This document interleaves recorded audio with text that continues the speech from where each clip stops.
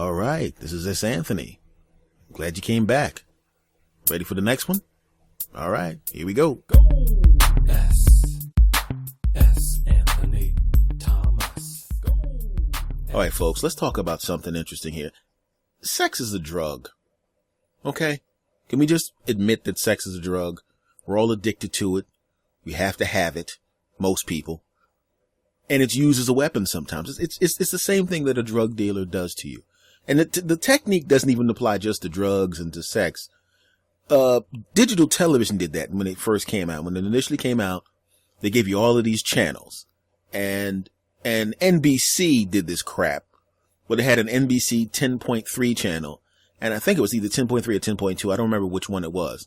But what it was they had it was literally 24 hours of sports. And all they played was, it was biathlons, triathlons, beach volleyball, bicycle races. And just like anything else, whenever you have a race that's long or something that's going on for a long period of time, they start to give you backgrounds on the athletes.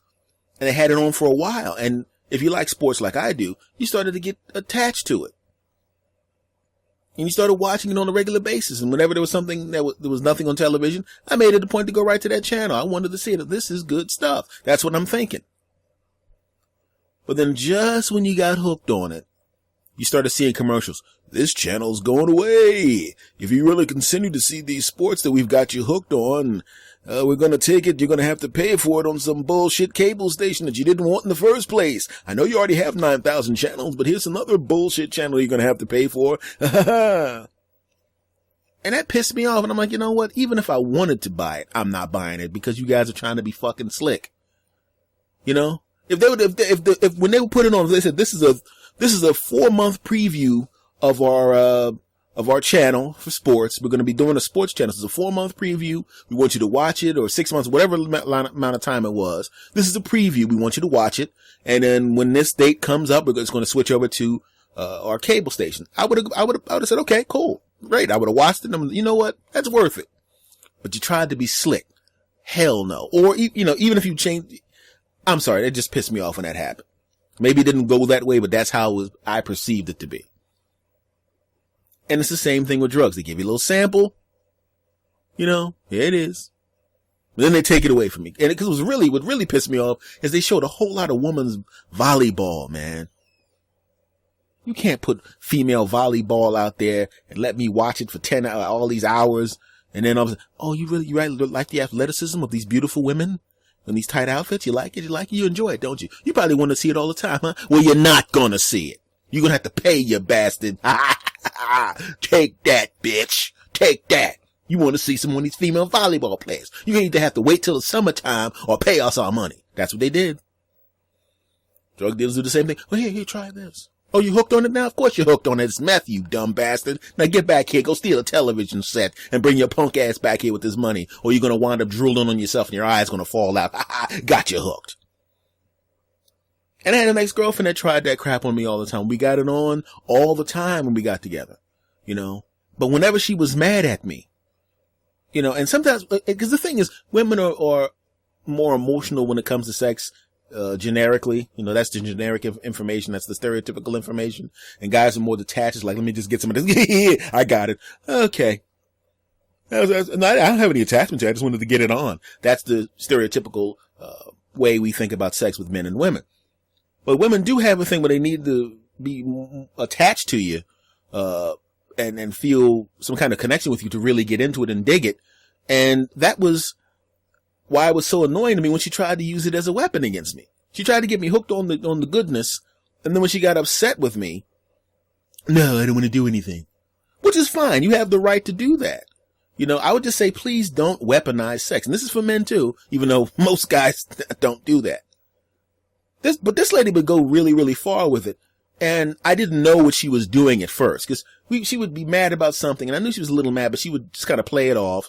And then we, be in the bedroom, and then I'm just about to put the car in the garage. I mean, literally, she would wait till, the lights were on, the door was open, and I'm pulling into the garage. Wait, hold on. Let's talk about that shit you did earlier tonight when I'm going, what? And at first I thought it was a spontaneous thing. Like, it really just bothered her and she couldn't help herself. But it happened 2 times, 3 times, 4 times. I'm sitting there going, wait a minute. She's literally waiting until I'm about to put the car up into the garage and drive up in there, specifically to teach me a lesson. And it pissed me off. Like I said, I don't mind if you're not feeling connected to me because you're upset with something you think I did. And funny thing is, 99.5% of the times I didn't do the shit she thought I did. But the thing was, it pissed me off. And as a younger guy, it's like when you see the naked woman laying there and you're about to put the car up in the garage, I mean, you will agree to anything, man. Want to cut off a couple of my fingers? Can I put this car up in there? All right. I'm right-handed. Just cut them off from the left hand. All right. I don't need that hand anyway. I just need one finger to pick my nose and a thumb for the space bar on the computer. I do most of my typing with my right hand anyway. All right. Can I put it in now? I can. Great. But that's how guys are. Guys, I remember one time when I tried to play it off and try to act like I was going to turn her down. She goes, I'm naked. Look at me. You know, daggone well, you are not going to turn down any of this. So just do what I say and get over here. And I was like, yeah, all right.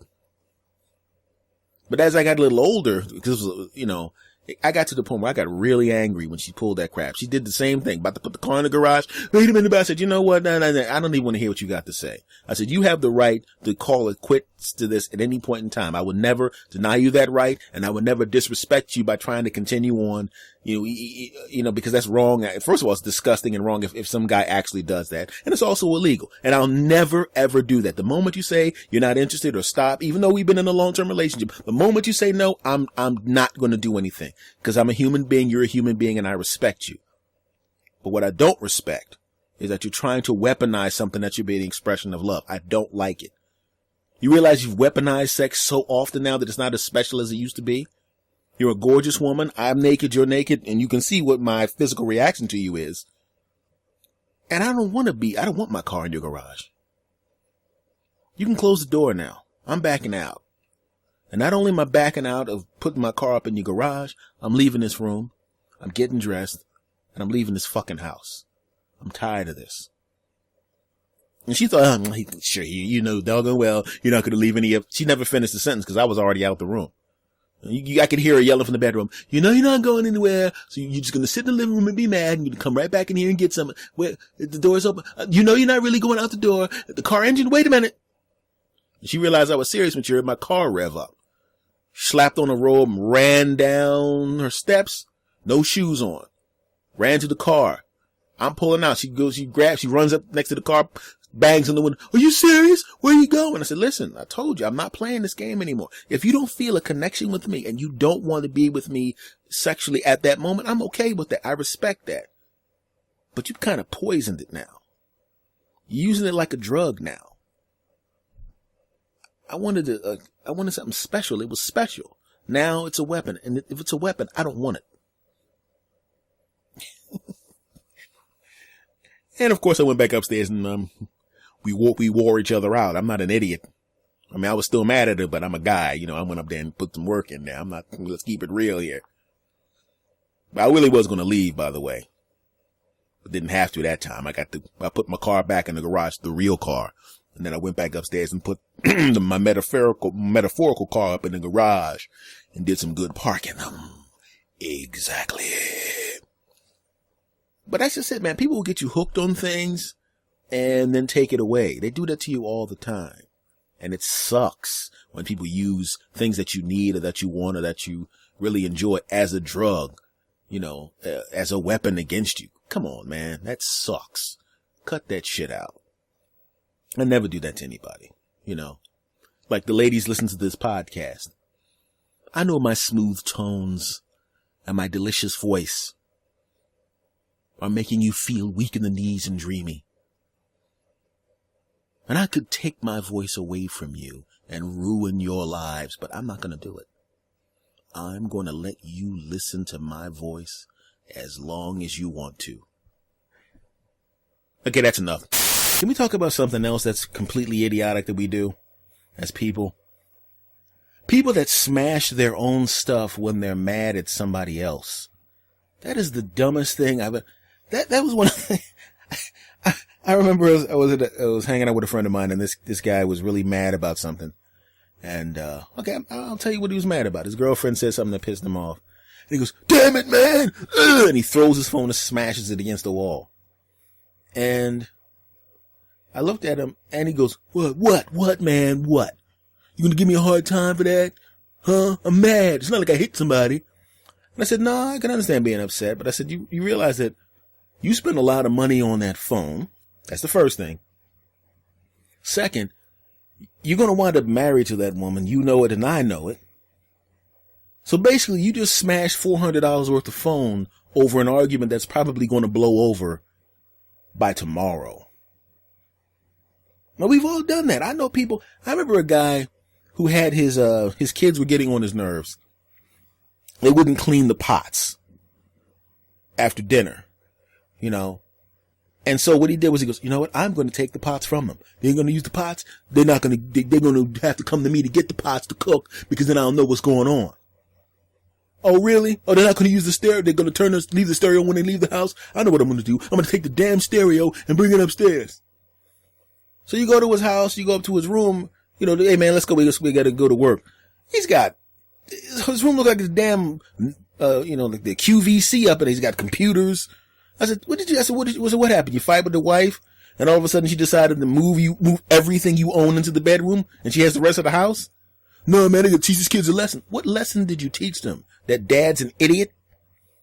You can't even walk around your own bedroom.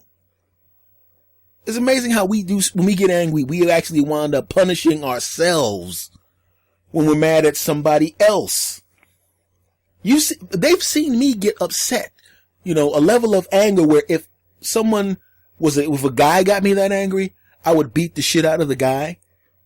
They see me that angry at girlfriends before. But I was on the phone, yeah, well, let me tell you something. And you too. All right, well, forget about that. All right, we need to see each other right now. Click. That's how I hung the phone up. Click. Why? Because it was my phone. I was mad at her. Not my phone. Her. Why would I smash my phone because I'm mad at her? I wouldn't even direct anger if I'm angry at one person, I would even direct that anger at somebody else. Man, get up. Okay, you all right? Click. Hey, ass, what's going on? Hey, what's going on, man? Who are you yelling at? Fight with the girlfriend.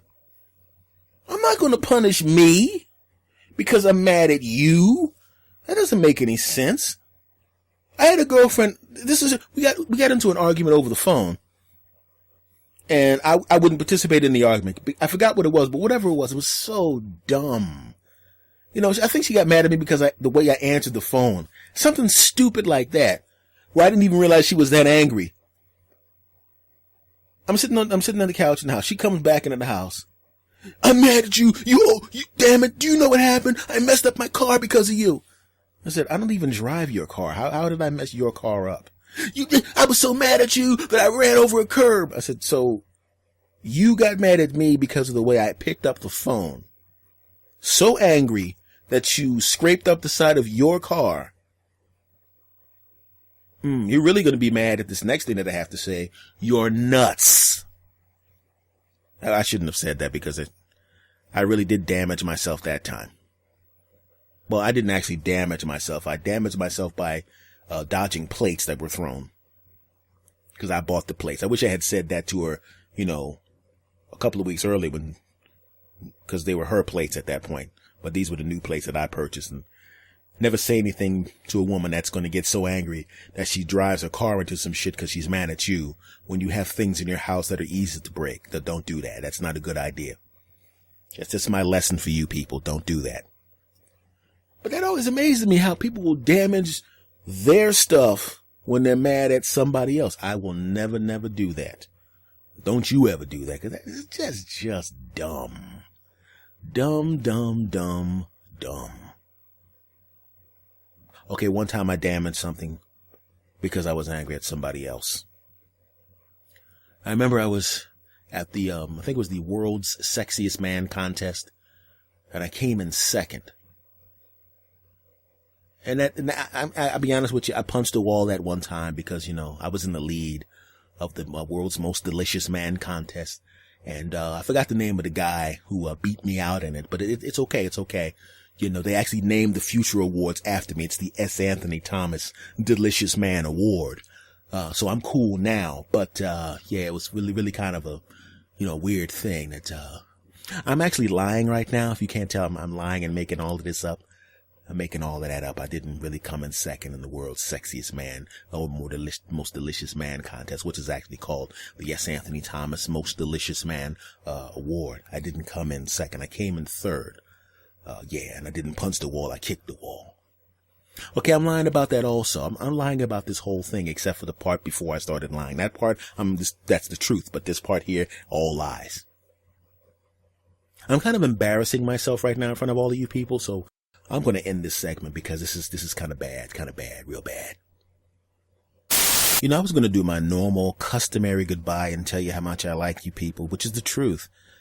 But I don't know. I sensed a little skepticism about me being the runner-up and then the person who the award of most delicious sexy man was named after. I could, even though I'm recording this and you won't hear it until later on, I could interpret your views on it. I could tell that you're going to be skeptical when you hear this. And I'm pre-offended by the skepticism that you're going to have after I put this out. I can't believe it.